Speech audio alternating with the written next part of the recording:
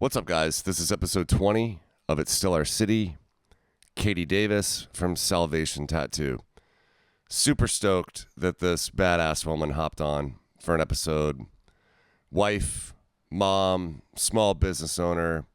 This lady fucking rules. This is a really fun episode for Claire and I. Her husband, Fred, and her opened Salvation Tattoo in 2004. Now, Salvation Tattoo is currently located at 819 W Cary St, 23220. This one was important to me because ever since I've been down in Richmond, this is the go-to shop I send people to. I send people to Ish at Heroes and Ghosts if they want something weird. Shout out, Ish! And then I send everyone to Salvation Tattoo because Salvation... Those motherfuckers, everyone there is a handbreaker, and they just do absolutely beautiful quality work. I'm old as piss. That's my reference. I know that this city is filled with quality shops and talent, but this has always been my go-to reference for if people see me in like my tattoos that were done by Kenny Brown and Chance and them at Jack Brown's Tattoo Revival. Yeah, this rules. I hope you guys dig this as much as we had fun doing it. They are going to be doing an art show, I believe, if I'm correct. It's going to be a First Friday art show at 821 Cafe, which is on the same block as them on 819 W Cary St. Go check that out. I believe the art will be hanging for a month. This was awesome just to pick her brain, hear her war stories. She moved to Richmond at fucking 16 years old and was riding Harleys to a tattoo shop to start apprenticing. I mean... Yeah, once she starts, you don't want her to stop. It rules. Thank you so much for doing this, Katie, and fuck yeah. So this episode is produced by Notterly. It is brought to you by RVA Magazine. Yeah, episode 20 of It's Still Our City. Cheers.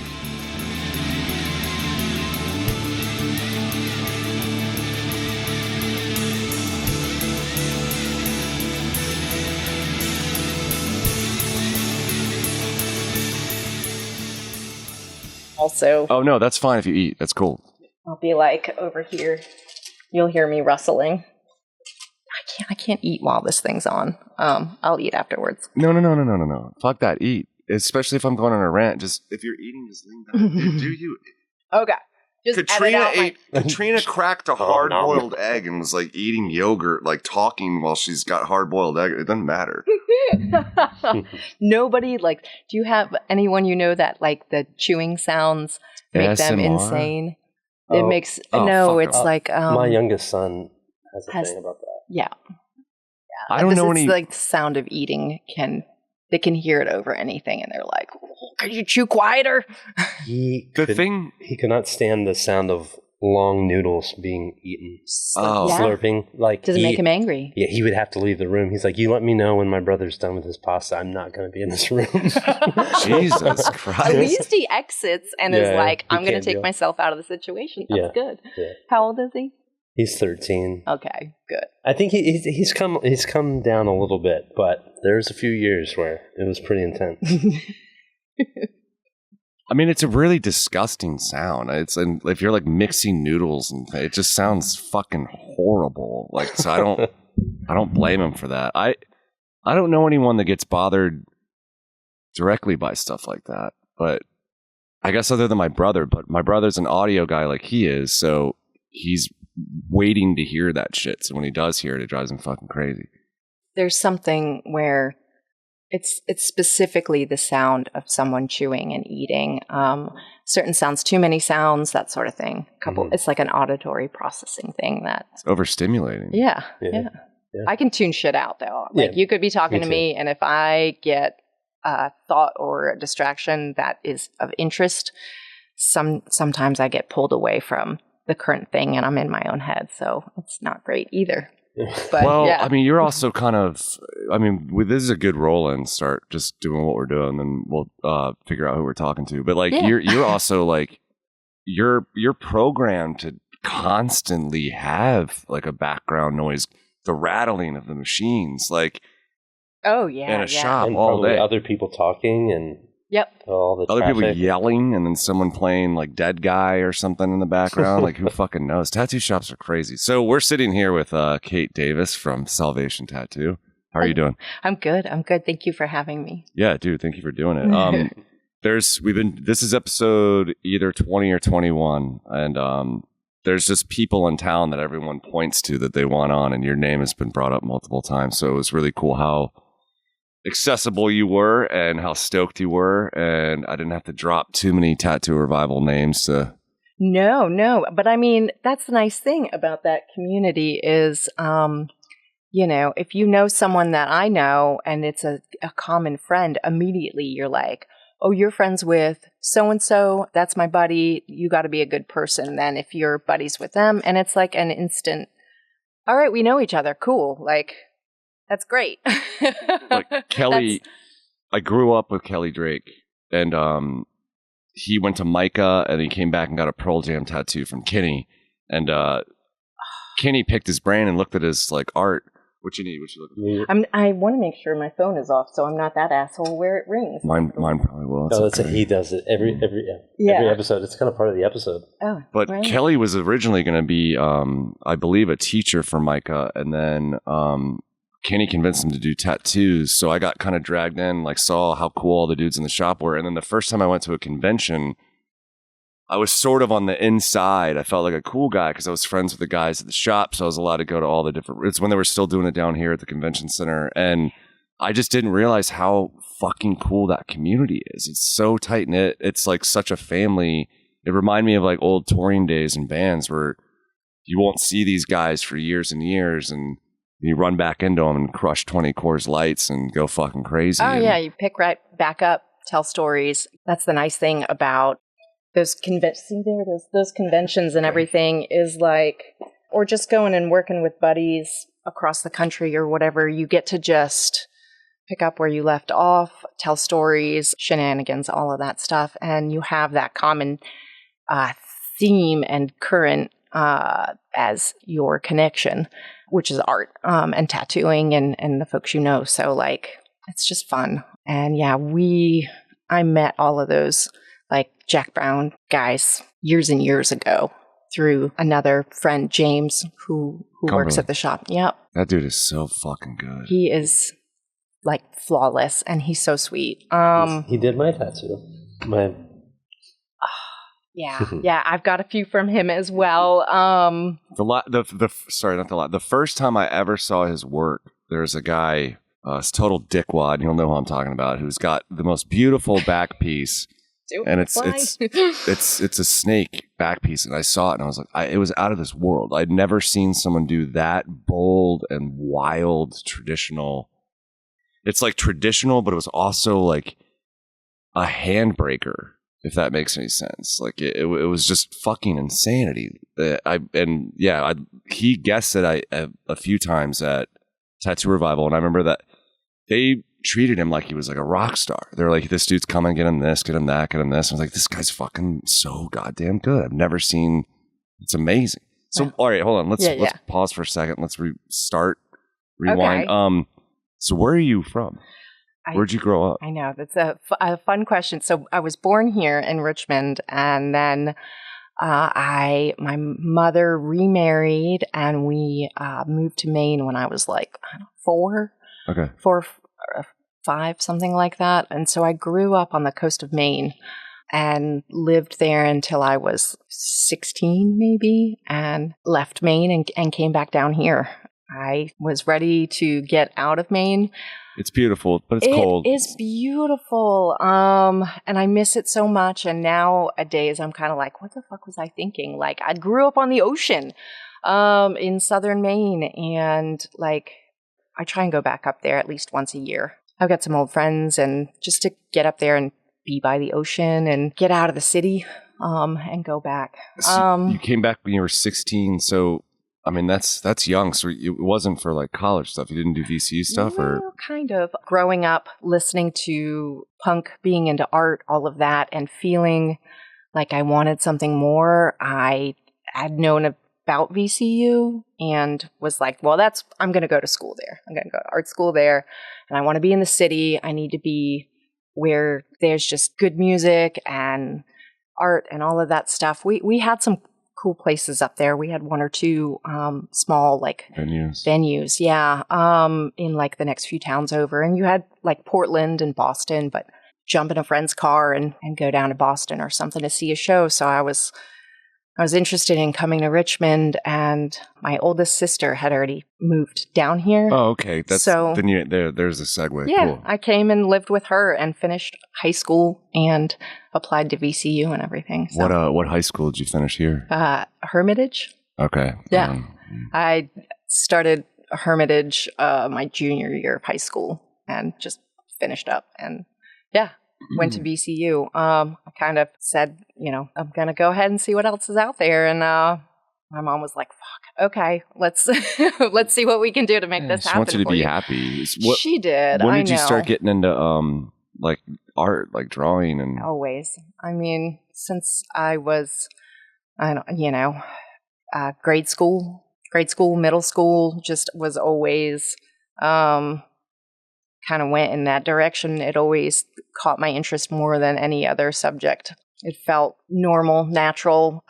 It was always the thing that kept me like wanting more, wanting to explore more, feeling good when you did it, and feeling frustrated, but like chasing that, and going, okay, I'll do better next time. Or there's like the sense of that you want to take on the challenge, and then there's the accomplishment, but then there's always like is everything cool? Okay. It's just like with music, like by the time I am ready to release an album, I fucking hate it. Yeah. Right. Okay. So you go through, you buckle down, you put all your energy into something, and you're so focused on it that like by the time it's done, you like have this love-hate thing with it where you're like, I don't want to look at it. I don't want to listen to it for a little while. Yeah. And very rarely is there something that, okay, I'm not ready to part with this yet, or not look at it. So maybe it's, you feel like you took maybe an extra leap. You listen to the songs so many fucking times, you just get so tired of them. And then, you have to like try your best to be cool with it still, because then no one's heard it. So then once it comes out, you really got to like put effort back into, I'm sure this happens with you. Maybe it doesn't, but like, once the album's out, everyone's stoked because they're hearing it for the first time. And sometimes you've been writing these things for years and you're like, fuck, I'm so over this. Oh, yeah. The album that we haven't put out yet, it's so old now. I just don't even know if we can put it out. Like, I don't know. We just have to start over, I think. I don't know. It's too long. How long have you been working on it?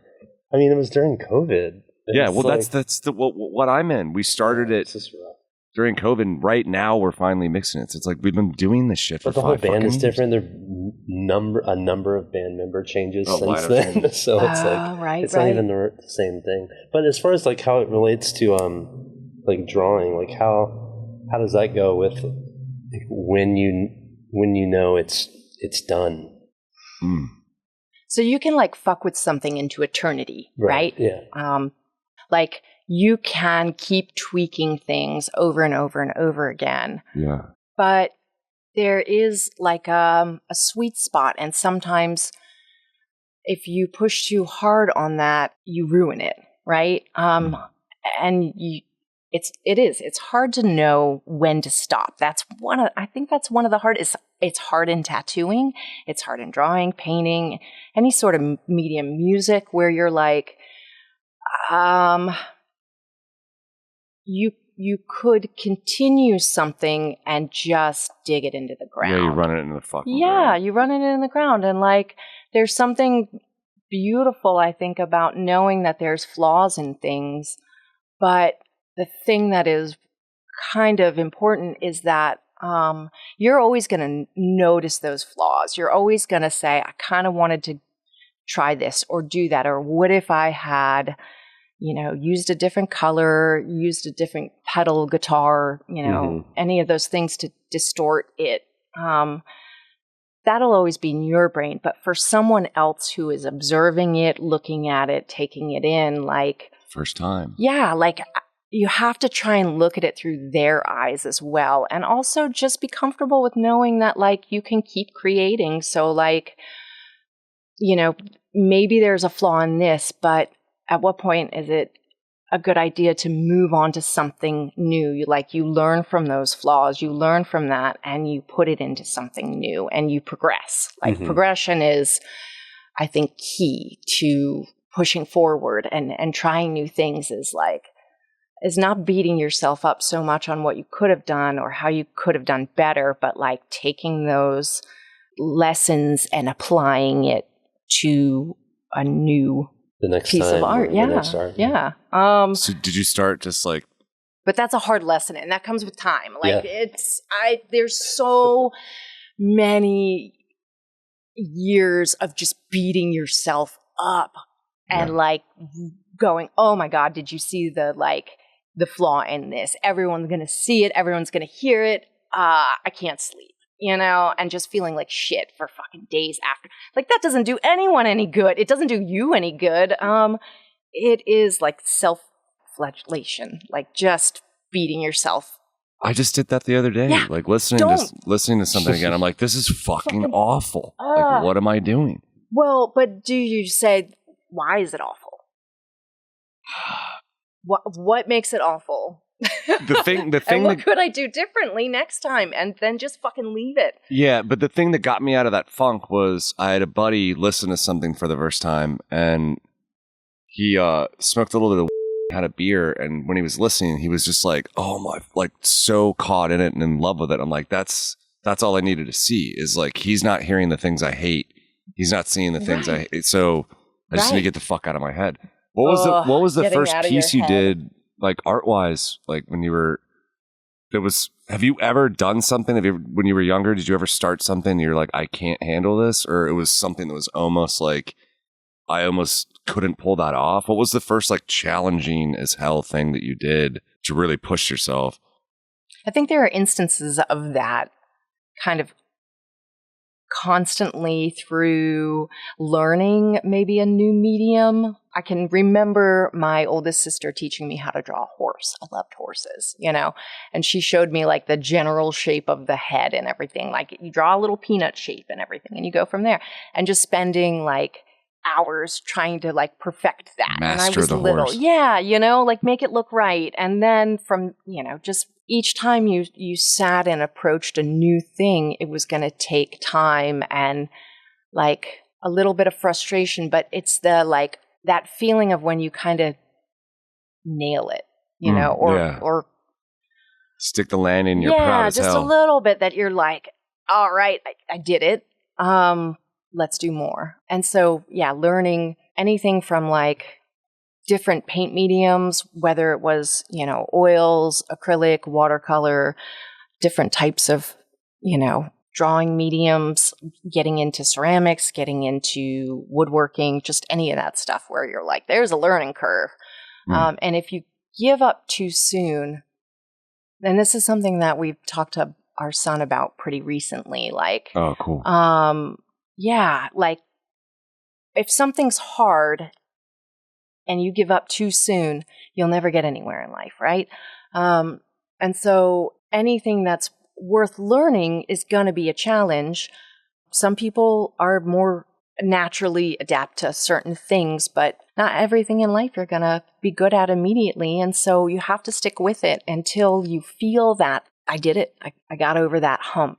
I learned it, and let's see where else I can go with that. And sometimes you'll find that there's a certain amount of success with something. It's sort of scratched that itch, and maybe you want to move on to try something else, a different thing, but at least you didn't give up too soon. Yeah. Yeah. And then other things you're just not going to connect with it. And I know that I don't have any talent with music. I can appreciate it. I love it. I think it's fucking awesome watching somebody play an instrument so flawless, like a drummer. Watching a fucking drummer use all of their limbs at different times and speeds, and it's burning calories. I can't do it. Yeah, and it's just so impressive. And I could probably sit and grind it out and maybe get a couple of beats, but I'm never gonna crest at that. It's not in my nature, and I want to leave it to the people who are really good at it. Zero try and appreciate it, and I'll stay in my lane a little bit. Did you ever try music at all? No. I mean, in school, in grade school and stuff, when they were like, here, learn a super easy song on the keyboard, figure it out. And I was like, I can't. My brain isn't sending the right signals to my fingers. The hand-eye of that shit it's hard, man. It's hard. And I don't like guitarists. I can do drums, and then there's guitar players that are like, how do you do this? And then I don't understand how the fuck to do guitar. It's like, it's so goddamn difficult. So you finished high school here, and then you said you did go to VCU? Mm-hmm. Yeah. Okay. I was the only school I applied to. Okay.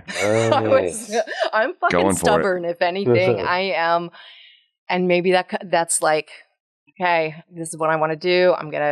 This is one school. I was probably stupid in hindsight, maybe not to like open up my options, but I was so sort of, I thought I knew what I wanted. And I just kind of went for it and did the application and did all that and got into VCU, which was great. And went that way. Probably best that I didn't apply to like 18 schools and then get overwhelmed and yeah. You wanted to secure what your preference was. Right. So when in your life did you start realizing like, oh shit, man, the tattoo thing, like I might want to do this, or I really want to do this? Well, let's see.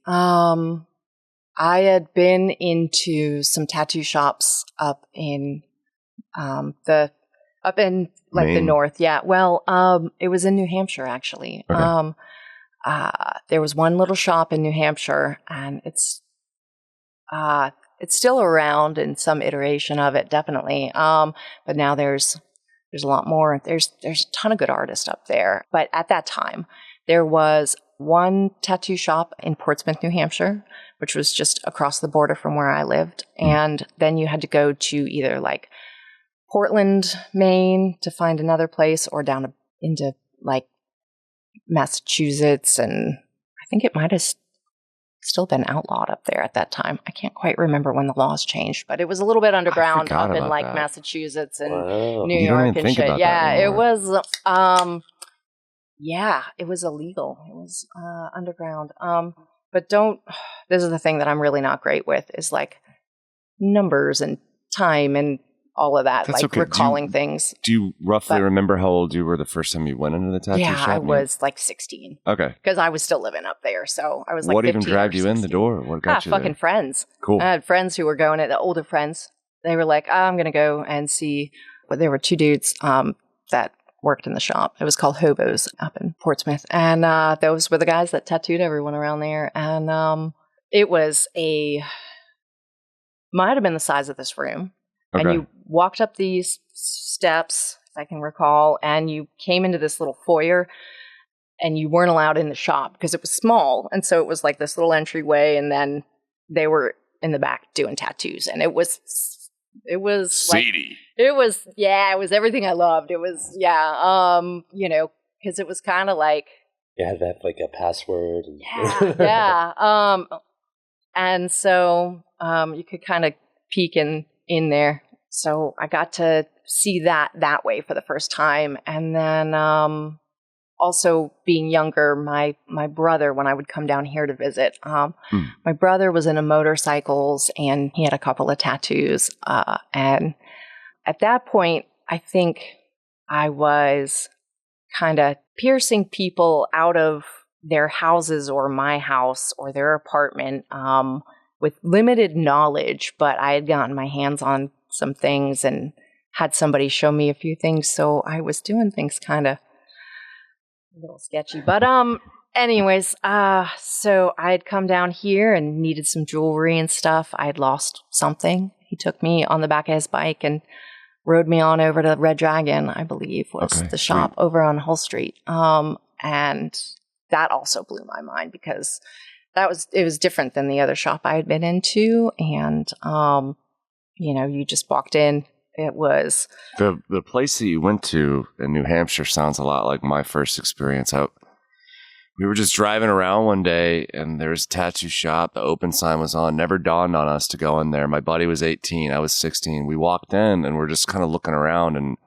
I mean, the flash was fucking horrible. Everything was fucking terrible. It just looked like the sketchiest dudes ever. And then as we're in there just looking at flash, this guy randomly comes in there and starts beating the shit out of one of the tattoo artists because I think if I remember correctly, the guy said that he banged his wife or something. Oh God. So I was like, what in the fuck? It was like so lawless and freaky to me that I was like, this isn't, I'm about to be 42, so when I was 16, that was a minute ago. And that's why it was like so reinvigorating. Is that a fucking word? I don't even, it was so refreshing when Kelly first met up with Kenny and I got to come in and see like, oh, things have changed in this industry and these guys are fun and they're not like violent and they just listen to they're blasting Fugazi and they're topless smoking cigs inside, just being wild animals. It was, yeah, those guys, definitely had that wild side but like fun loving. Kenny's laugh, I mean, you could hear that thing blocks away. Yeah, it was a siren. I can still hear it in my head, just like this machine gun of a laugh of just like, and he, cracking jokes. He knew how to make people feel so welcome. And like the first time I met them, they just installed security cameras. Thank you.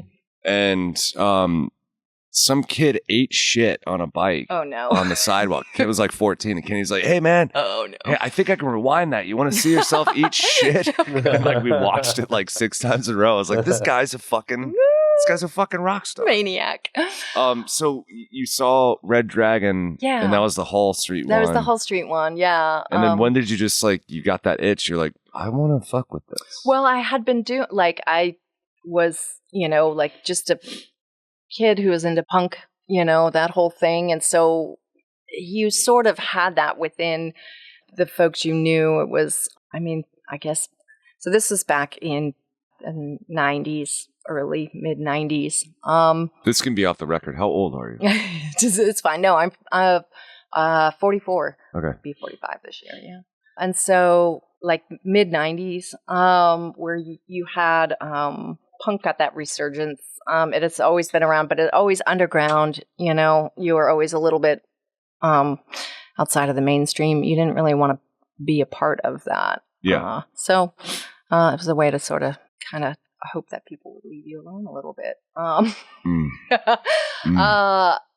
And I came down here and was going into tattoo shops. I started taking kids from the high school into some of the shops when they wanted to get tattoos or piercings. So I was kind of comfortable with it. I started hanging around one in particular and speaking with them. They knew that we talked about art, that sort of thing. And so I got a job there. Were you in doing high school. Reception stuff? I started off doing reception. They hired me as an apprentice, but I was like, go ahead and work the front desk. We'll see how this works out kind of thing. I think it was see if you can hang. Yeah, to kind of fill a spot. I mean, I was in fucking high school. Like, how good was, and it was somebody to answer the phones, that sort of thing.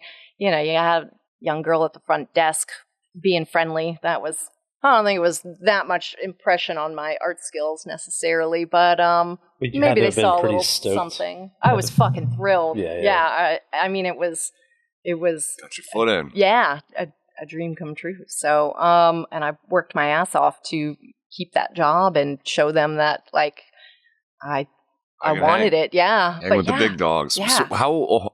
So I'm going to bounce around a little bit here, but how old were you when you did your first tattoo? Maybe 18. Okay. Yeah. Who did you apprentice under? Is that something you want to even talk about? Yeah. Okay. No, I mean, so it was at Enigma. Okay. Different owners back then. Okay. But yeah, there was only a couple of shops in the city back then. And so. Was Nate Drew at Red Dragon when you first went in there? Yeah, I think so. Yeah. I totally forgot about that affiliation. Right. Like, there's some heavy hitters in this city back then, and they're all still like around and scattered and that sort of thing. But I think he's in Salt Lake now. Yeah. I think. Should be. So he does the Salt Lake convention and all that. Mm-hmm. when you did your first tattoo, what was it like for you apprenticing? Like, what steps did you have to take? Did you ever have to do the pigskin thing or a fucking melon or something? It was a melon. Okay. Yeah, it was a melon. There were some oranges, and luckily I had a handful of friends who were willing to, Could you take advantage of the shop after hours? I guess you could use the, I'm stupid. I can't think of what I'm trying to say here. The light tables. Would you just sit there and just fucking draw and trace and yeah. And it wasn't after hours, it was days off. So yeah, I mean, I would be in there as often as I could. Shit, I don't think I was even driving when I got my job there. So yeah, my fucking dad was like dropping me off from time to time, like rest in peace, Dad. Oh man. I know. But he was like, who are these? My dad was kind of a badass, but he was like, I know what this is about. This is not going to end well for you, sort of thing. But all right, like, let's kind of placate you and see how this pans out. And they, my parents were always really supportive of. How old was Pops when you started at the shop? When you were 16, like, I mean, he was.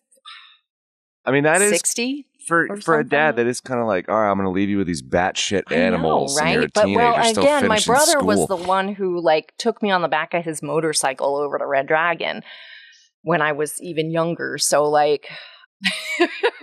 they had dealt with my brother and all of his wildness. How much older is your brother? He's much older. Okay. Yeah. I've got a crazy big family and half siblings, step siblings, and I'm the youngest of all of them. So. Oh wow. Yeah. But I mean, you were 18. Did the first one? What was the first one? Was it a nautical star? It was a heart with a banner that said "Mom" in it. And nice. Yeah. I was so I'd been there for a few years. They taught me everything. I was making needles, scrubbing tubes, drawing, tracing. I learned how to pierce properly.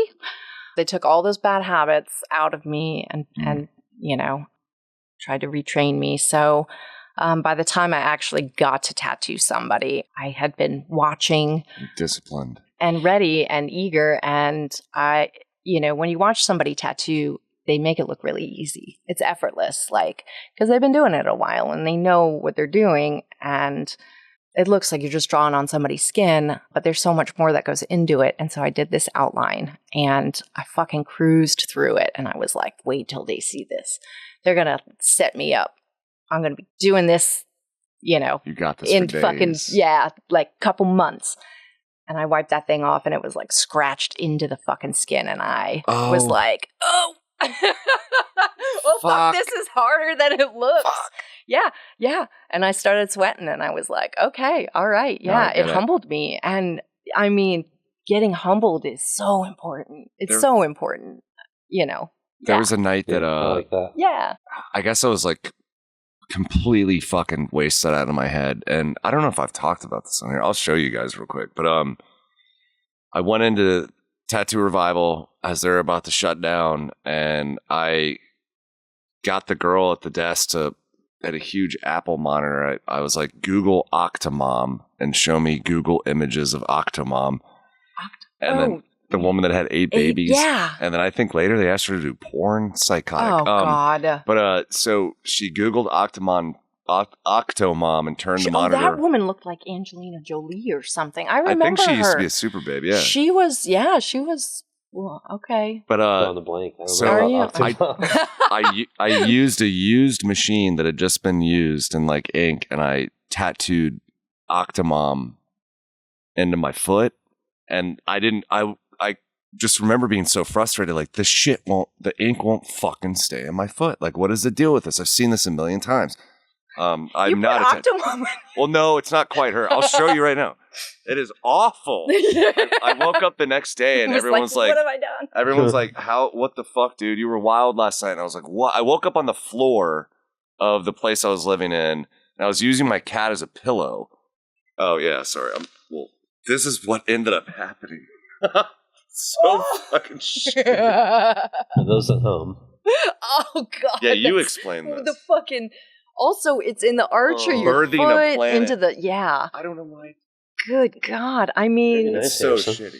Well, it's in there. It's a nice, soft. But I remember octopus. that feeling of like, I just went over that twice. Why the fuck won't that stay? There's like an octopus. It's like soft. It's kind of bluish in color. Kind of a little blurry. It's birthing a planet. It's birthing a planet. Okay, and now, is it blue in color because that's the color you used, or is it just, little worn down from maybe you put it in a little? Probably a little bit of both. Probably a little bit of both. It's in there. So you did this, and you're like, okay, I just nailed that line, and then you wipe it, and you're like, holy smokes. Yeah, I was like, oh, that's a. And then you're like, do not look. I hope these guys do not walk by. And man, the smile. So it was Scott Parsons was the one who. That's really familiar. Yeah. He's been around forever. Is he still here? Yeah. Where's he at now? He's out in like I've gotta visit him, but no, out in like Colonial Heights area, maybe. Yeah. Okay. If I'm correct, but further out of the city now. But he's still tattooing. He's an incredible artist. That guy could draw everything and anything. And so he was always really good to me. How many tattoos did you do? And then one day you're just like, fuck, that's the one. I did it right that time. Because I'm assuming you were tattooing like buddies. It was all freebies, stuff like that at first. I mean, I don't know that I... Still? It still hasn't happened. No, still hasn't. No. I mean, years. It's years of like... There'll be a day that you're like, I nailed it. And then the next day you go in, and because the thing about tattooing that I think isn't necessarily obvious to everyone out there is there's so many variables in it, right? Like there's variables within every single aspect of your like tools, the machine, the needles, your power. Is your power fucking clean? Is it running well?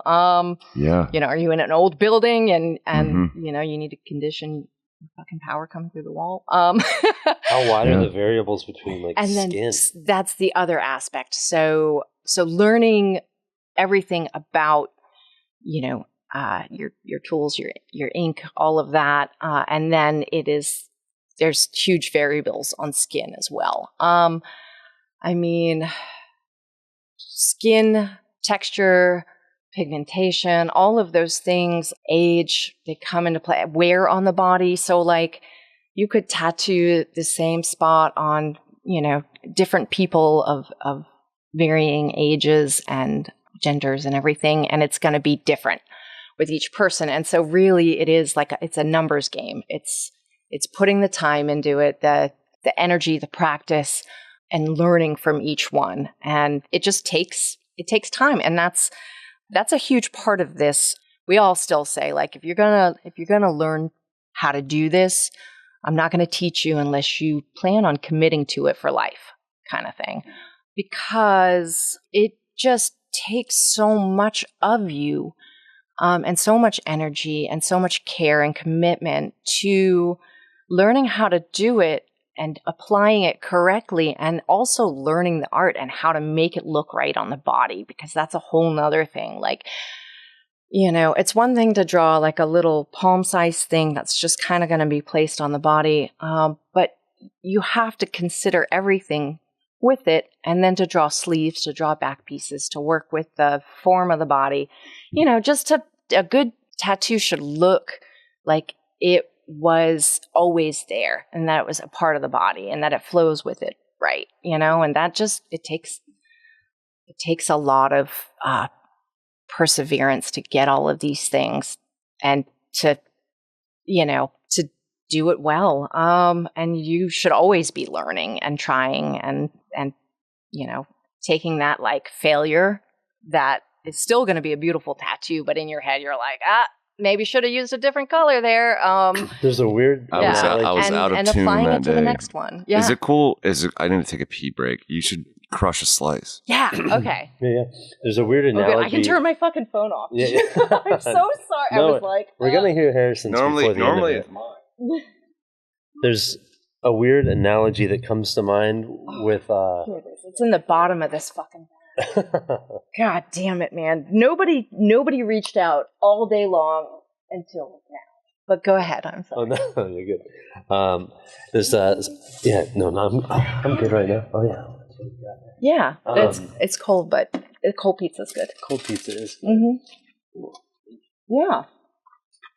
So I do a lot of podcast editing, and I fell into this niche of medical podcasts, where doctors will pull in an expert about a particular ailment and ask them all right, what do you do if in this scenario? Walk us through what you're thinking, what your best practices are, all this stuff. And within medicine and in the medical realm, from what I've gathered and experienced over the years, is that they're so dedicated to continued learning because it's always changing, it's always growing and evolving, and they always need to be on the top of their game. The technology, the processes are always moving, and it's a weird connection. But I also feel the same way about imagining that it would be that way with tattoo, because techniques, styles will probably come and go depending on where you land or the different trends. I mean, I don't know. It just seems like you would always have to dedicate and always want to. You never arrive, right? I guess you're always kind of still growing. Well, and I'm working on it. I had some pickles. No. I'm old. And again, I'm a tattooer, so we'll crush food in 2 seconds. In 2 seconds, you wolf it down. We have the worst habits. Yeah. But. Did you get a fried pickle, Claire? I didn't, but I'll get it up on it later. Yeah, definitely with medical stuff, because I feel like they're still learning so much about the human body, and new ailments come up and all of that. We find out that things that we thought were maybe something that was just I'll just use maybe women's health, since that's something I know a little bit about, but lightly documented, right? Over the years, lightly documented, very lightly documented, right? Yeah, they would put women in fucking mental homes after giving birth and everything. It was just oh well, you've just there's no coming back from this, and really it's just fucking depression and hormones, and it's treatable, and you don't need to do fucking shock therapy, hey, how about we just, spend a little time investigating things. And science, the whole thing with science is just prove it wrong until you can, right?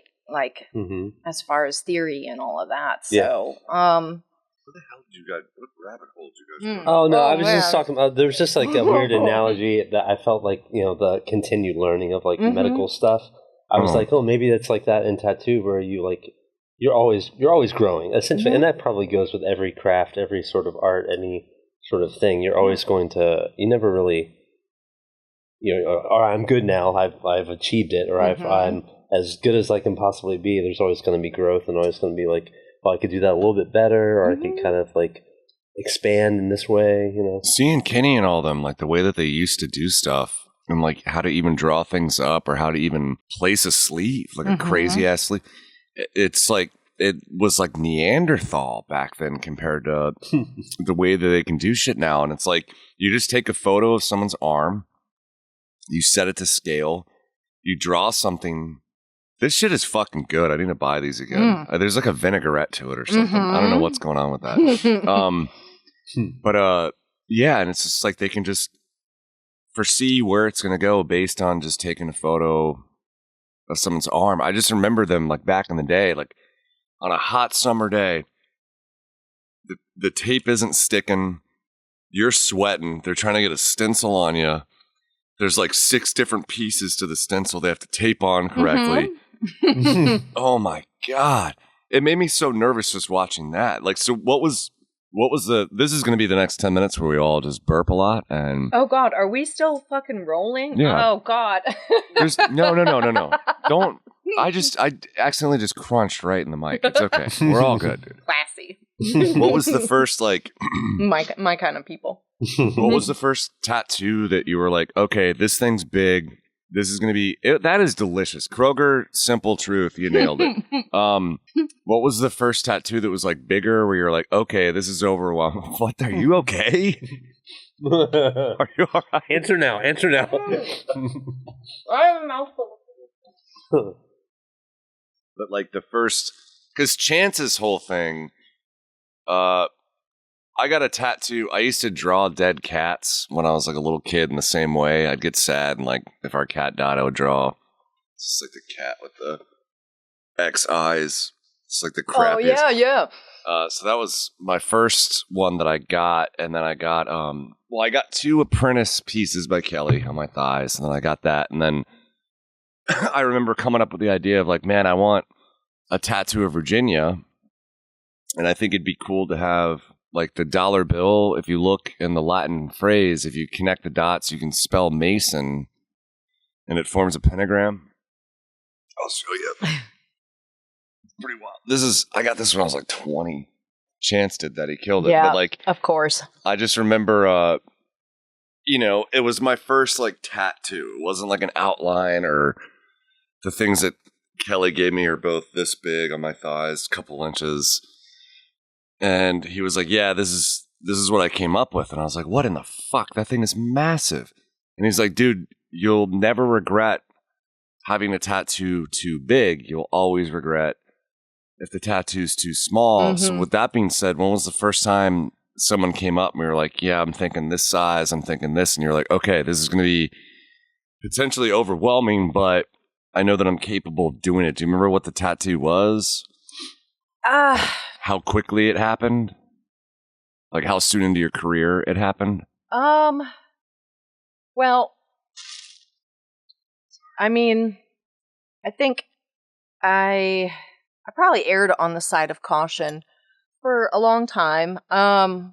There were things that I felt like I was ready to do and excited about, but there's a few folks that checked me pretty hard, and it stuck in my brain, and it made me feel like I wasn't ready for things that I was ready for. So they didn't do it in a way that was helpful. They did it in a way to stunt the growth. Yeah, and maybe not intentionally, but it was like, you're not ready to do that. You can't do that. You can't do that. You can't do that. Like, that.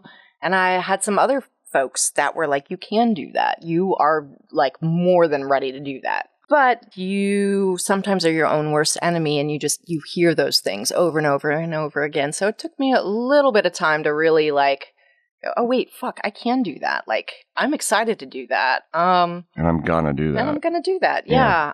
But still, like, it was a process of like, I want to make sure that like I don't bite off more than I can chew, and like tackle something that now somebody has to live with that's a fucking piece of garbage. So like working my way up, well, I mean, no, yeah, I know. Because that's at the end of the day, somebody else has got to wear this forever. Yeah, yeah. And so, keeping your ego in check to you want to protect them before you protect, it was stuff like that.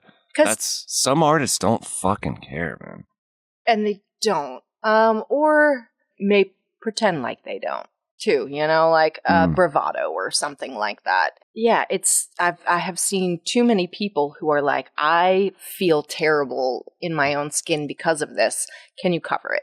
Can you do something to make me feel better? And I don't want to be that person who does that to somebody else, Yeah. And nobody intentionally, most of us are not intentionally doing that to anyone else. Communication's a huge part of it in working with someone.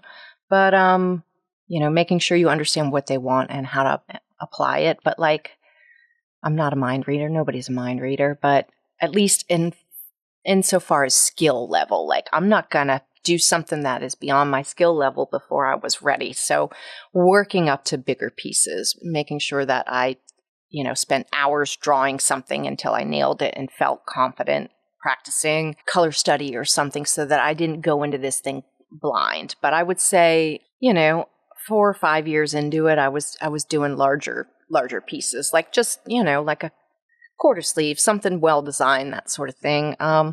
Starting to get asked for more custom work. Nothing that's like flowing and overwhelming, but big enough that it's like one piece. Oh yeah. Nothing. No sleeves that soon. I mean, it takes a couple. Well, back then, Some people it takes a fucking while, man. Well, and that's okay. There's so much out there nowadays that there wasn't available to us, as far as like everything's on the internet now. Everything is on the internet. There's a lot of publishing.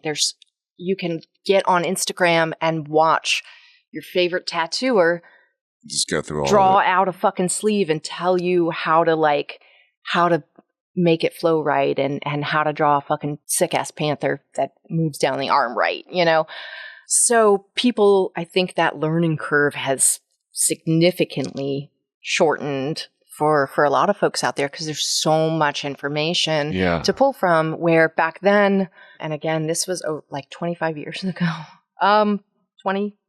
25 years ago, you waited very patiently for one of your favorite fucking tattoo magazines to come out where you could like look at all the art that was in there from some of the fucking heavy hitters and try and study how they were doing it, or you were getting tattooed by the killer artist in your town, or going to a convention and finding somebody from across the country. I remember, and getting tattooed by them and asking them and picking their brain, but you couldn't just jump online as easily. There were forums, there were these little secret forums and shit like that where we shared some information, but like it was harder back then, so it took a little more time. I remember Kenny talking about the forums, and he was in Pennsylvania and he was learning, and they had him do graveyard shifts. So it was like a 24/7 tattoo shop, and like people would come in and like the LSD would start hitting, and he would like talk to them and be like, "Hey man, I just dropped some blotter. I'll try my best to do this alien," and like he'd give him a discount rate and just go with the flow. Mm-hmm. Like the stories of how he learned. But I remember one of his big things was just getting a legend that he looked up to. The magazines were key. Yep. You'd actually just fucking break the binder off of it, looking at them so many times, and then you'd have to sometimes just sit down with someone who's been doing it longer than you and just watch what the fuck they're doing and ask them questions and hope that they're cool. As they give you a piece. Right, yeah. Because nobody was really willing to give it away so quickly back then and be like, let me just show you how to do everything. Exactly, Let me get to know you first, and then I'll like hand out some little tidbits maybe. And you had to really want it. Also, like clients, heavily tattooed clients, because people who collect tattoos from different folks, it's always so cool to see somebody come into the shop who has beautiful tattoos from all over, and you're like, oh shit, who did that? Oh, did so and so do that? Rad, tell me about it. I mean, that's exciting. That's fun. The only people I ever reference in this town since I moved down here again in like 2012 or 13 is y'all shop, and then depending on what it is, Ish at Heroes and Ghosts. Because everyone in your shop is so fucking reliable, and they're so good. And I've always been blown away by everything. When you guys got on my radar, it was when Greg did like a week with y'all. It was forever ago. God, I love Greg. I looked at all that stuff, and I was like, holy shit, these guys. So when people see my stuff, I've gotten everything I've gotten except for one from Ish, all from the Tattoo Revival guys. So when people here asking me questions, they're like, oh my God, where'd you get that? I'm like, well, I got it in Fredericksburg. Yeah. Oh, I'm sorry. I got it in Fredericksburg, but go there to Salvation. Or if it's one of the freakier. That's awesome, yeah. If it's one of the freakier things I have, I'll be like, go to Ish, because that dude does some wild shit. I just don't think he does color. I don't think he's done color in forever. Well, that's a good transition. So when was Salvation a thing before you were a part of it, or is it your baby? It's completely your baby? Yeah, we opened it. You and your husband? Yep, Fred. Cool. Fred. Shout out Fred. Yeah. Shout out Fred. We opened it in, oh man, let's see. I think it's been 21 years now. That's so sick. Dude. Yeah. Where was the first location? We opened it up and we were in Oregon Hill on Pine Street. Actually, okay. So when we were teeny tiny, yeah. Pine Street. So like, again, back then we opened in 2004 and opened on Pine Street. We were there for maybe 3 years, maybe 4 years. Yeah. It was all of like 500 to maybe 700 square feet, but I think it was like 500 square feet. It was tiny. How many artists were in there when you first? Well, I think it was just Fred and I. Okay. At first, but very, very shortly after that. There was a gentleman who had been apprenticing at the shop at Enigma that we left. Fred told him he had to finish his apprenticeship up and everything and stick it out a little bit. And he came over and joined us afterwards. That was Mike Moses, who is a phenomenal artist and just sweetheart of a guy. And he's out in Columbus now. He was with us for many, many years. And James came and worked with us. He came down from like that Northern Virginia, Fredericksburg area, which is our connection to all of those guys up there is through James. That guy's a fucking world eater, man. He's so goddamn good at tattooing. It's fucked up. It makes me mad in a good way. You know, he's just flawless and fast. But so he came down. He was working with us for a little while, and we had some other folks as well. But there was usually like, I mean, there was only room for 4 artists, and then 4 stations. There was 4 stations, and that was packed. Man, we were tight. If I'm remembering correctly, it was in the neighborhood. It was like, right, yeah, right, like across the street with the row houses, and it was just like, it was really cozy. It was awesome. It was, yeah, because you could walk in. Somebody walked in, they were right there, and we were tattooing right on top of you. Say, yeah, hey, you know, what do you need? How can we help you, or whatever. But we did. We moved into that neighborhood because you didn't want to step on anybody's toes. You didn't open up next door to somebody. Okay. Yeah, so it was out of respect for that's everyone. Something I wanted to get to. Yeah. So when you guys first started, thank you for doing that, because I wouldn't have thought about it if you didn't do that. It is territorial. You don't want to step on people's feet. Yeah. So when you opened there, what was the landscape at that point, or like the proximity of who was where? Oh, right. I mean, you had some street shops on Broad Street, right? So you had Enigma, and across the street was Lucky 13. They were next to Enigma at one point. The big one in Grace. Yeah. Wasn't there? Yep. There's, of course, Absolute was on Gray Street. Absolute had is that the one under or over Ipanema? Yeah. I worked there for a minute. Oh, yeah. That's right. I don't remember what the lore is about Absolute, but I remember that it was a very popular place, and it was the lore of busy. them is like just all fucking good artists, respected heavy hitters, and just like. Everybody kind of knows Absolute. You had just a good lineage of tattooers that started there, still have it there, and just an institution of killer artists. Like, do you remember what street it might have been on? Where they were? Gray Street. Yeah, they were right above Ipanema. Oh, okay, I thought you switched shops. There was that interesting building. It was like a, like a 3-story. I don't know. It was like a. I remember seeing it. I never walked into that one. But yeah, that's why I wanted to ask you about the choice of locations, because this is a fucking competitive city. So was that a lot at first when you were like, hey, I want to do this shit? You two were like, we want to do this on our own. We got to find a place where we're not going to be stepping on other people's toes. But was it overwhelming at first? Like, because there's so many artists here. I guess back then it was still like Richmond's always been known for having like a good tattoo community and excellent artists, all of that. Some of the oldest conventions kind of were around here, and you've always had the support of the community as well. Like, it's always been a heavily like traditional base, the East Coast and all of that. And so it was a good place for tattooing. But it was, there was still only a handful of shops. Okay. When you considered the rest of the world and like how, like when I was coming up, there was like a shop and then you had to go like fucking 60 miles up the road to find another one. Whereas you had, maybe six shops or something like that in the early 90s in Richmond in the city center or whatever. I felt like Salvation was like one of the big three or the big four or something. It was like, I feel like Salvation. That's I know you're very kind, but no. I mean, like we really like when I was like getting here and getting my bearings on Richmond. Yeah, Salvation had already established itself in the early 2000s as a trustworthy, great, fantastic shop with awesome art to get work done.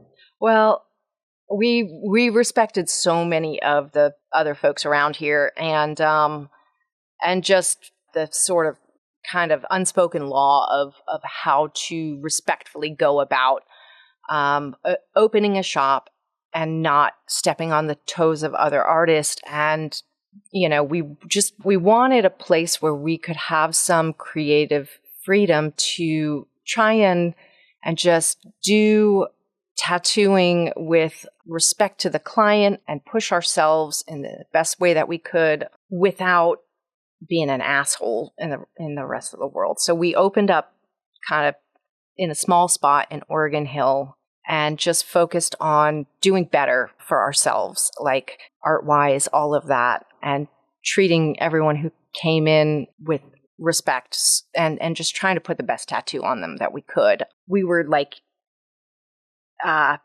eat, sleep, breathe it, like just drawing constantly. Yeah. Taking apart and rebuilding machines and making ink and needles and just doing everything and trying to like learn more so that we could be better. That's just sorry to interrupt completely, but like the fact that you're doing that with your partner though too, that seems very, very important, but also at times very stressful. And the fact that you guys held it down and just kept growing the whole time. Yeah. That's a lot, man. Like you guys were very dedicated. I mean. Pat on the back. Yeah. It was fun. It was like at the end of the day, it was fucking fun. We had a wonderful time. We have a wonderful time doing it. You're having, fun conversation, shooting the shit, making jokes, listening to music, and then, you go home and you draw, and I get to turn to my partner and say, hey, what can I do differently? Or to somebody in the shop, how do I improve this? And go at it again the next day and just keep trying to do it better. That's also so cool too, because there had to have been so many times where you just had a beer after work and got home and you're with like the person you're in love with and you're like, fuck, we did a good job. Yeah, you had those nights. You also had the nights of like, fuck, like I want to do better, Yeah. But also, yeah. How much time goes into the drawing? I mean, so you're working and then it's almost like a double shift because I mean, a lot of the drawing I'm guessing has to happen in the off hours, or how does that work out schedule wise?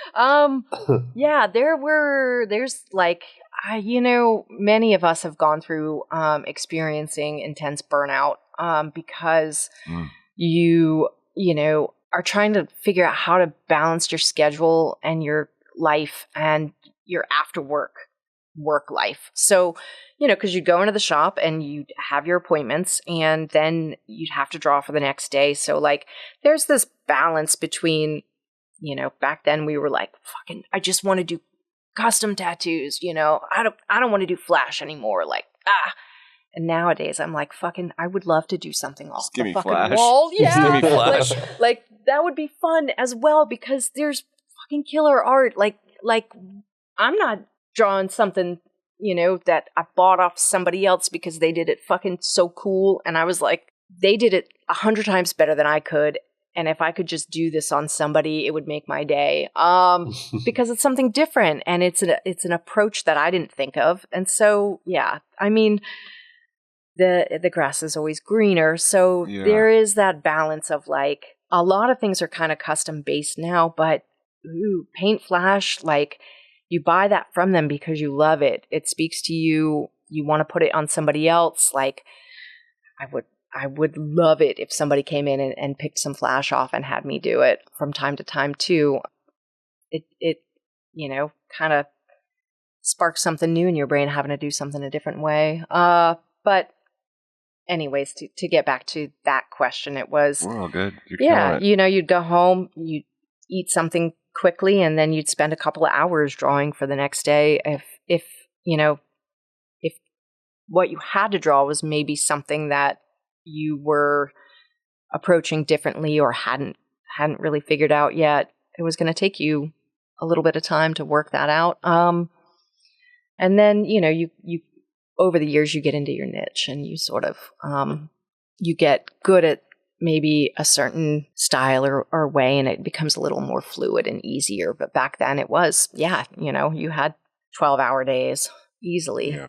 And then you were also trying to go to the bar at night and fucking party. Yeah. Like we partied a lot back then. We'll have pizza for the third time today. Yeah. Yeah. I mean, there were many days where I drank a lot of coffee from the 7-Eleven and ate gross ass food from there as well.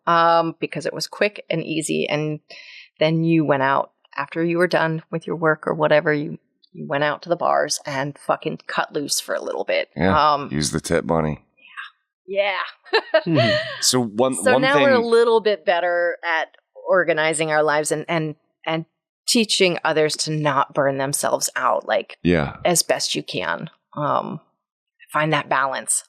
Don't load your week up with all new fucking things that you have to draw. Fucking 8 new drawings a week or something like that. Space it out a little bit. Give yourself some fucking room. Give yourself a chance. Throw in something in there that you've already started. Yeah, I learned that the hard way.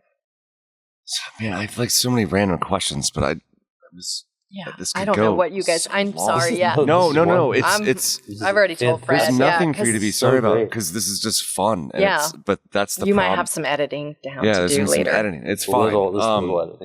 Please edit. What is has there ever been a point in time where someone's come in with something and it's like a reference of another tattoo? I know that happens all the time where someone just finds something online and brings it in, and it's like musical notes or and AI. like a baby You want footprint. to talk about AI now? Well, we can get to that. That's for sure. But has there ever been a point in time where you're just like, I'm not doing that tattoo? Whether it be like, that is the dumbest fucking idea I've ever heard of, or like, it's the placement. I remember Kenny used to turn people would come in and want a hand tattoo or a neck tattoo. He's like, well, what else you got? And they have like one other thing. He's like, I'm not doing that.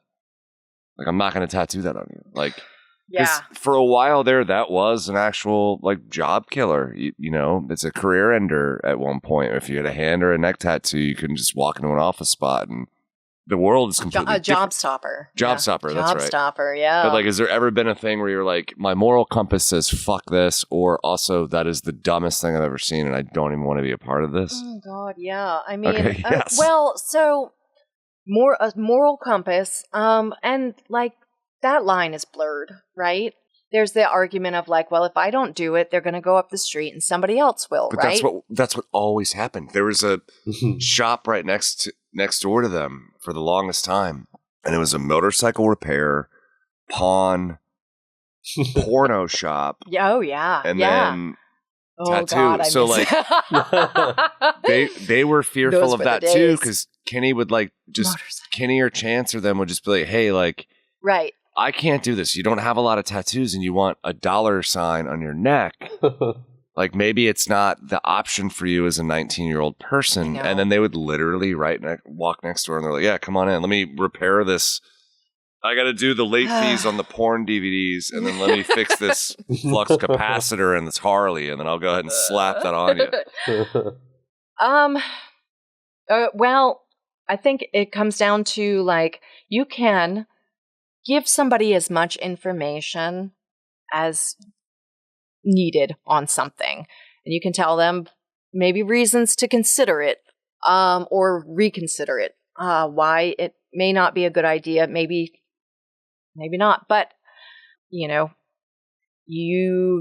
don't live their life. You don't walk in their shoes. So you really don't know what they have to lose or what they don't. And That's you can a really say good no. way of saying that. Yeah. I think it's very much I personally will not put somebody's first tattoo or even like their fucking fifth on their face, their neck, their hand. That's the thing though now. Have you ever seen like the weird images of like tattoos from this era? And that it's like just, hidden under clothes, and then tattoos from this era, it's just sleeves, and then now tattoos from this era, it's just like face and neck and hand. People start in the reverse. I mean, I'm about to be 42. I got this in 2012, and I remember being really nervous. Like that goes a little bit past the line there. And Richmond's a funny place because it is a heavily tattooed city. So like a lot more is acceptable around here. You can get jobs and things like that. I mean, I've tattooed every person from every walk of life. Yeah. And it, everything from doctors, lawyers to just, musicians. And it's, at the end of the day, all I can say is like, consider what it is to walk around with something that is always visible if you don't have any other tattoos. And, what you're doing now, are you always going to be doing it? Are you always going to be around here? That sort of thing. So like, do you want to put this in an area that no matter what will be seen? Yeah. And some people could cast the wrong. And Richmond's pretty good, pretty liberal. Some other cities are, but other places aren't. They still haven't caught up. That's really interesting sometimes. Like when you're doing like a nice little road trip, or you kind of venture out a little bit, and you venture out. You go into a random store off of 95 or something, a little ways down or up, and you're like, oh wait, this is not Richmond. People, there are still huge parts of the country and other parts of the world where it is not acceptable, or it is stigmatized in a way that like is not going to work out so great for you. Also, I mean, the one thing I always like to say is like, I like to be incognito a bit. If I have to ever go in front of a judge or a lineup or anything like that, I don't want somebody to be able to pick me out of a fucking crowd because, But there was a little bit of me, like, so I have one tattoo, that tends to, and it's a sleeve from James. And during that time period, like, part of my thinking was like I wanted specifically something that would prevent me from getting a job I didn't want to get. Right. So I was like, I want this because I if this keeps me from a shitty never going back to Red Lobster again. I'm out of here. Yeah, or like, fuck you, I don't want to fit in with society, right? Yeah, used to be like that was my. I don't want to talk to you when I'm. Yeah, don't talk to me. I don't necessarily feel that way anymore. Yeah. And thankfully, people aren't necessarily afraid to approach me anymore. Sometimes I still wish they were. Where if I'm just trying to get my fucking groceries and get out, But no, right. It was. There was a little bit of that. There's kind of this will. If this prevents me from a horrible, like, boring existence, so be it. Has it? I'd say. I mean, I never, and I don't think it ever really came in play that I knew of. I just happened to always fall into, whatever work I did was cool with it. Yeah. So it's fine. You already knew that you weren't going to do that. But I'm not really heavily tattooed. I just have one tattoo. See, I'm fucking covered, and if you didn't see this on my arm now, you wouldn't even know it. I always hid them because it was like I guess we could say like Yakuza style, where as long as it fits under the business suit. And like I said, that's why I was kind of being a wuss about this actually sticking out. But I always tried to hide them. My parents are Christian Baptist. My mom's a school teacher. Oh yeah. So she just got so goddamn mad. And I remember like finally one day she saw something and was like, oh, that's really pretty. And I'm like, oh, she's finally accepting that there are a few of them now, and she's appreciating the art about it. Nice. But I always just like hit all of them, and then my promise to her is I will never get my right arm. I kind of cheated and I got my armpit, but it's not really. I got both of them. My mom made me do that too. R.I.P. Mom. She was very a long time ago, but she was very annoyed at my tattoo when she saw it. She was like, "What did you do to your body?" You know, it was always that reaction, like, "What did you do?" But it wasn't like she loved tattoos. But it was just like I was the baby that did the thing to her perfect arm, you know, or something like that. I know that very well. I have a good story of my own mother seeing my first tattoo. And what was your first tattoo? It's a devil in flames on my back. There we go. So that's going to get some emotions going. Went straight for it. I went straight for it. And she saw it on... So I was raised Catholic. I'm the youngest. And she saw it right before Easter and was like... How? Were you trying to hide it? I had hidden it for years, like a year or two. Is it okay if I ask where it is on your body? It's between my shoulder blades on my upper back. Okay. And so I finally had a tank top on. Something like that where it was like, she was she said, that better not be real. That made me feel bad. Yeah, that better not be real. And then she threw in why would you do that to your body? I almost died giving birth to you. Oh, gosh, man. Ouch. Like, it's only Satan on fire, Mom. I know. Like, chill pill. And she wouldn't look at me or speak to me for the rest of that night. And then I caught her glaring at someone the next day who this was, I think we had gone to some sort of Easter service or something. Again, I was young. Oh no, someone was staring at you and then she was protective. And she was like, I can be critical of my own daughter, but don't you ever. Don't you ever. Yeah. And my mom's she's always had my back. We're just a church. It's only Satan on fire. Right? Yeah. Don't look at my kid. And like, you know, we hold some different views with religion in some ways. And she is, again, supportive. I can talk to her about everything. And I'm appreciative of that because I do think that things could have ended differently for me if I didn't have support of like good parents who were like, we just don't want you to like go off the rails. Yeah. You know? So I mean, like you said earlier, your dad is what every parent wants for their kids. Yeah, it really is. Not every fucking parent. Oh, that's the sad thing, you know? Every caring parent. You were saying like your dad dropping you when you were 16. So, you know, he's saying these things to kind of keep your moral compass tight, but he still wanted you to like have fun and live your life, you know? My dad and my mom, there are wild stories about them from when they were married. And, you know, they remained friends and friendly after they divorced and everything. And you know, my mother and my stepfather raised me later in life and everything. And but I always had these stories in the back of my head of my father and his wild days. And so I think it was more like, we don't want you to make the same mistakes that we made. Yeah. I don't want you hanging out with guys like I used to be. You know, and my dad, actually, I did his first tattoo. That is fucking sweet. I did his first tattoo and Fred did his second. And I was always surprised that he didn't have any tattoos because he lived such a crazy life. Yeah. That is so fun. It was fun. And also a weird thing to like, you know, tell your dad, sit still and quit whining and like, yeah. Oh, it's not that bad. I know. I'm gonna rip one more pee. If you guys want to keep riffing, I'll just be right back, and then we'll sort of kind of land the plane when we get back. Yeah, we'll do like 10 minutes. Okay. Sounds good. If we need to talk about AI or having a kid or being or parent just or you know, whatever. Anything in Richmond, definitely. Because Is there anything in terms of like, you know, upcoming anything that you want to make sure that you get out, like in terms of like, you know, future projects or current things, or is there any information that you want a chance to make sure you say that we haven't actually gone through yet? I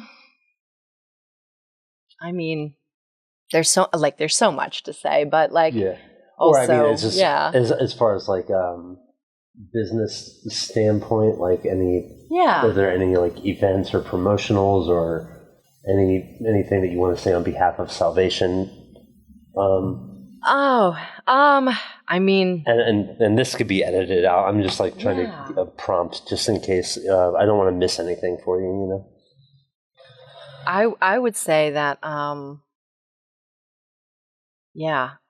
we're doing. Let's see. We have a lot of things going on, but also just again, like very grateful to be doing this for as long as we have in this city that is so supportive. I've watched people's children grow up, and I've heard about all of the things that their kids have, accomplished over the years of tattooing them, and then, grief, joy, all of that through like getting to know somebody and being kind of a part of their life for like 20 years and making those marks on them that celebrate and mark these passages of time. So like, I can't express that too finely, that like, it's an honor every day that I get to go into work and work with friends, and work on friends, and these, or even just one person once in their lifetime, like getting to be a part of that is incredibly special. And so I do try and keep that in mind every time I sit down to draw something, and that keeps it from getting old.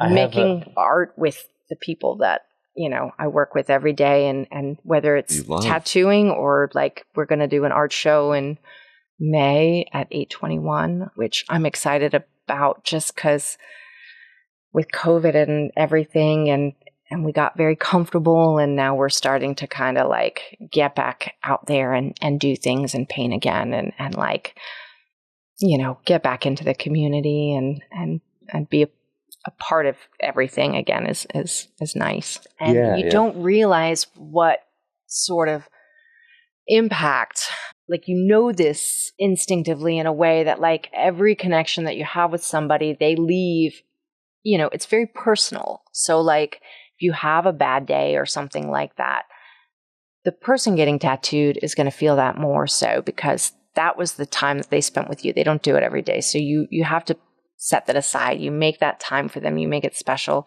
And then you don't realize sometimes how far outward those ripples go, for sure. Until sometimes you get a story later or an email or something like that really sends it home of like, oh, fuck. I made like a huge fucking difference. This, was sometimes more for them than you realize, because sometimes they don't let you know too until later on. And so, from us, where we were like, we come from maybe like a punk rock or a skate background or something, and this friend used to call it nerd armor, where your tattoos were kind of this thing that you use to build this armor up around yourself, but it also kind of can break that down for other people and make them feel differently or better, or carries outward into like just different ways. So I don't know. It's really important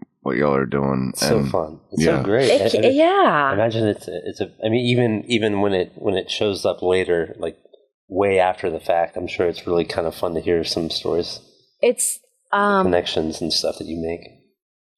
It makes that aspect of it so much bigger, of like, it's bigger than me, and it shouldn't be about me. It's always about them. It is important, but like also I'm not a doctor. I'm not like a fucking rocket scientist or anything like that.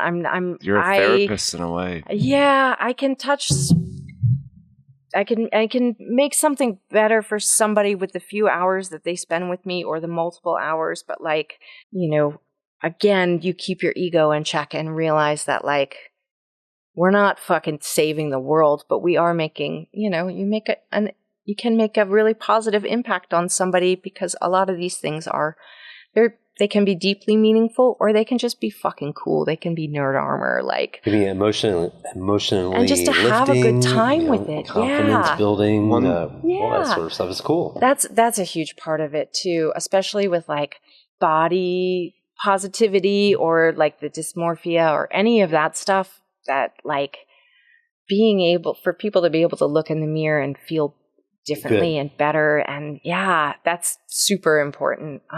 One thing that you touched on like way early on when we were talking about how you apprenticed, if you use melon, stuff like that, and you were talking about Claire asked an important question, and it was about like the actual surface, the difference in skin. I remember the first time someone got a cover up, but it was also on like scar tissue on their body, and I just remembered how sensitive the artist was to make sure that they did it right, because that's a double scary, because it's like you already have a tattoo and then it's scar tissue, things could go wrong. And I just remember seeing the girl like in the lobby after she paid, and she was just crying because she was just so happy that the thing she didn't want there anymore was gone, and then the scar tissue wasn't there anymore. And I was like, whoa, dude, like I just wanted a stupid fucking satanic Virginia thing on me. I'm not thinking it.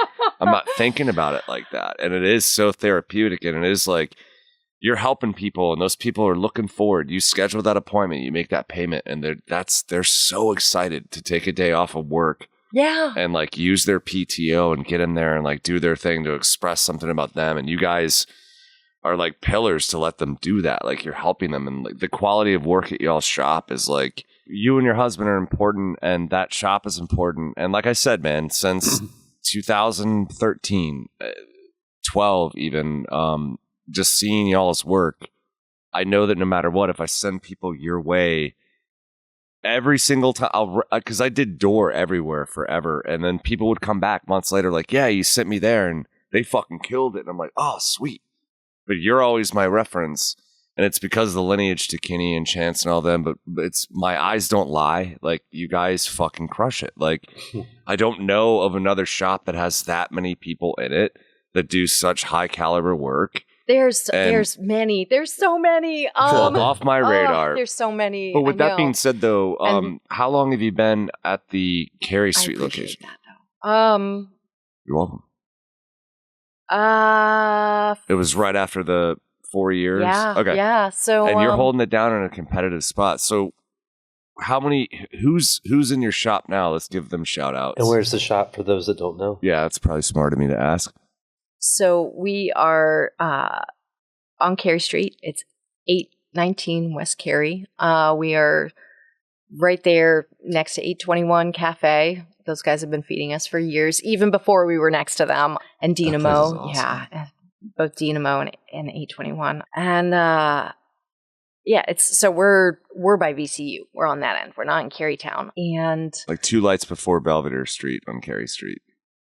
Yeah. Yep. Dang. All right. Yeah, and we've been there now for, probably 17, 18 years or so. And how many artists are there, and who are the artists you got in the lineup right now? Right now, it's myself, it's James Cumberland, Tyler Pennington, and Grant Sawyer. And that guy does some fucking mean ones. Right? Jeez. Yeah. Just all of them awesome artists, like kind, good stand-up dudes. And of course, Philip Armstrong is working. He's been with us forever. He works the front desk, and he's like kind of the mayor. He knows everyone. He can remember somebody from 10 years ago. We'd be lost without him. And Fred's still tattooing there from time to time, but I don't know if you know this, but he and another one of the artists that was working with us forever, Josh Archery, a couple of years ago, they wanted to give back a little bit and also just kind of contribute to tattooing in a way where they started a supply company. And so they now are much bigger. It started in the upstairs part of the shop. There's an apartment up there. And it started up there, and they've grown substantially, but it's still a small entity. It is continuing to keep tattooing manufacturing, supplies, all of that. Oh, cool. Within tattooers. So, important. Very important, very important, particularly right now where you've got these shit coming from where the fuck ever.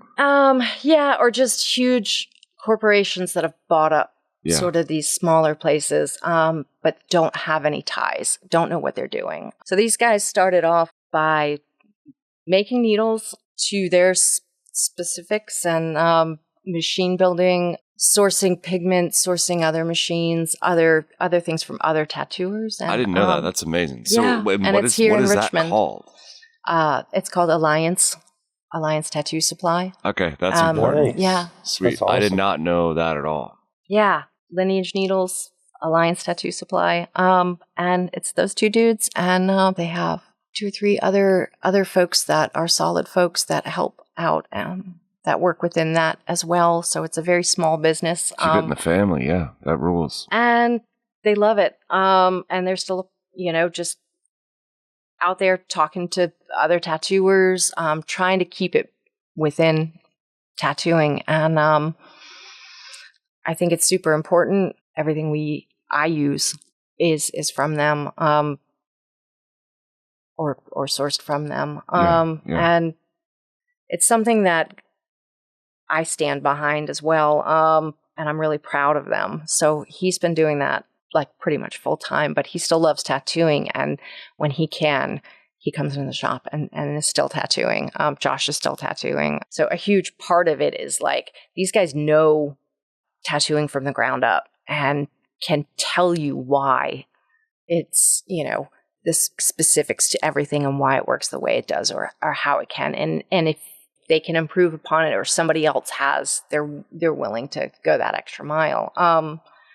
And just the love for it and for other tattooers out there and trying to support them. So Fred's not in the shop every day anymore, but he's still doing a lot. Oh, fuck yeah. Doing a lot for he the and Josh, community. yeah. And so those days that he does come in and gets to work, like, I love that. I love getting to work across from him still, and like, throwing jokes around and like little jabs, having a good laugh. Because for, like 15, 16 years we worked side by side. And so right now he seems like he's kind of fighting a different fight though, and that's mad respectable. Yeah. Because there's no way Corpo Scum could interfere with any of this at all and affect anyone in any way whatsoever. No way Corpo Scum would have any knowledge on how to... right? How dare they? With that being all said though, you said you had the art show coming up. Did you say it was in May? It's in May, yeah. Okay. What day of the week? What's the date? May?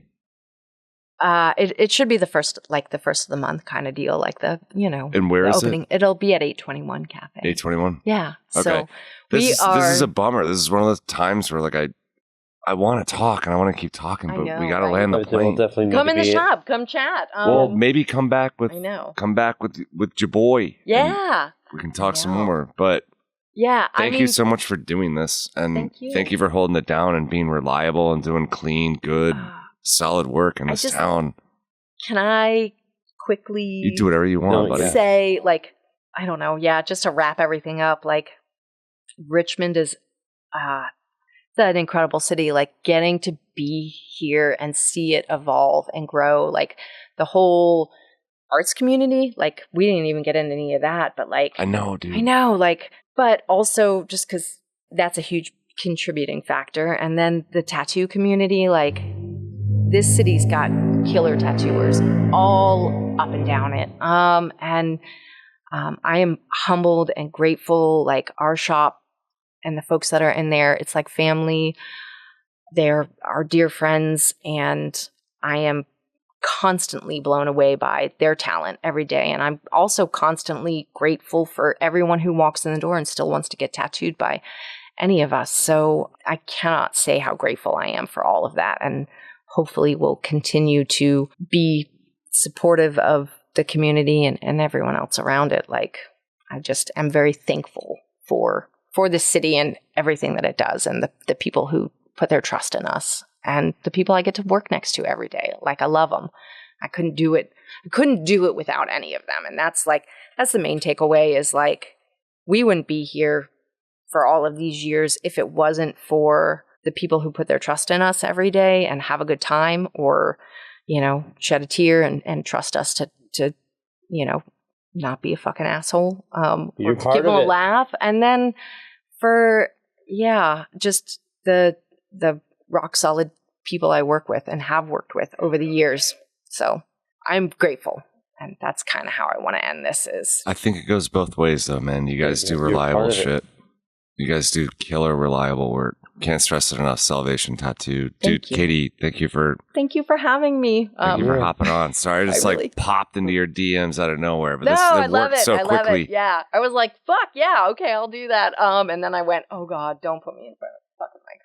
No, you're fine. You did great. We'll make you sound fine. This is awesome. Thank you. Yeah, guys. Thanks so much. Yeah. Yeah, I really appreciate it. Fuck yeah, dude. Chance was stoked that you were. I love those guys. Because I was like, I hit him up. I was like, did you get it in? I don't know. But then he responded.